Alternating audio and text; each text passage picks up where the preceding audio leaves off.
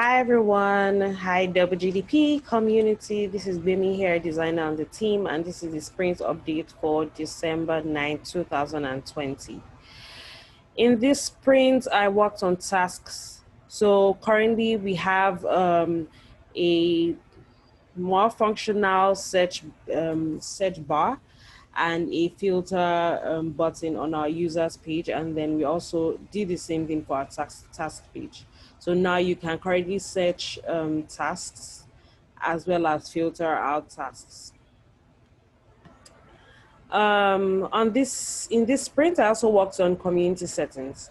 So as we get more communities on board, we want them to be able to freely customize their space.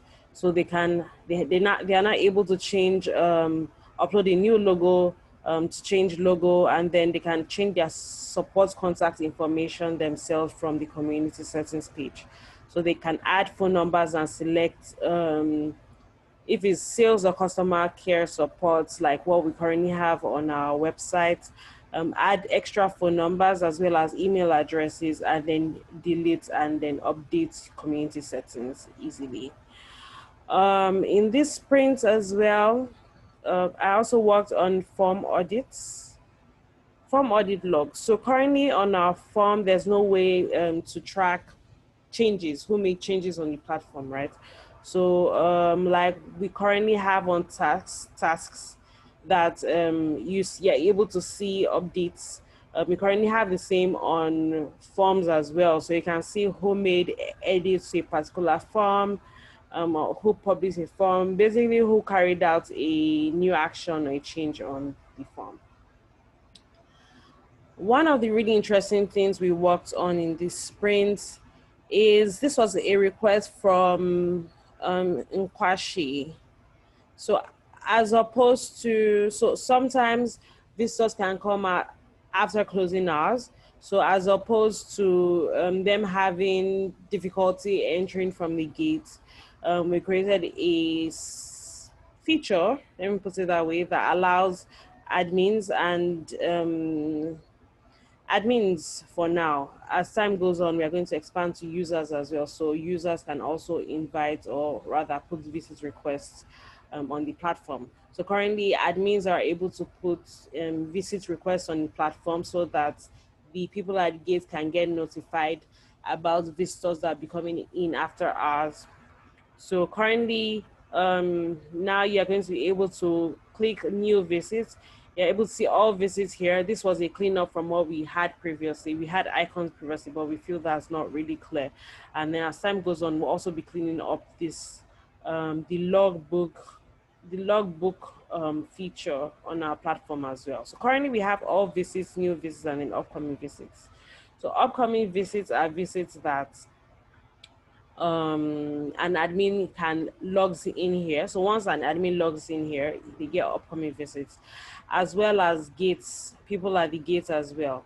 So once an admin logs in a new visitor coming onto the site, then it shows on the gatekeepers page as a platform, yeah, as upcoming visits, and you can see all upcoming visits. So admin can now put in upcoming visits. So they fill the form, name, phone number, reason for visits, plate number, date of visit, and the expected time of visit. So people again know when you're expecting this particular visit, and then your signature, and then send request. This is really similar to what we currently have on the platform for gates security guards to log in clients as well. So once you put that, to say your guest request has been placed successfully, and then on all visits, on upcoming visits, you can select here for more details. This is for the admin page.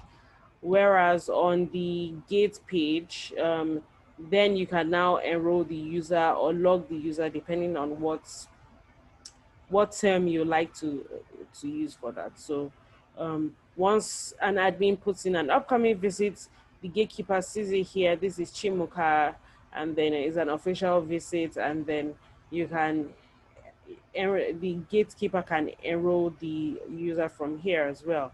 Or when they click on the more details page, they can click here to enroll the user, and then you can see all the information, more details that are not displayed on the screen.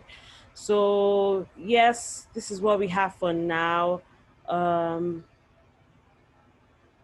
oh yes. So also on in this sprint, um, I worked on the ability for admins to be able to add multiple information concerning a particular client. So prior to this, we had just name, account, and then phone number and then email address.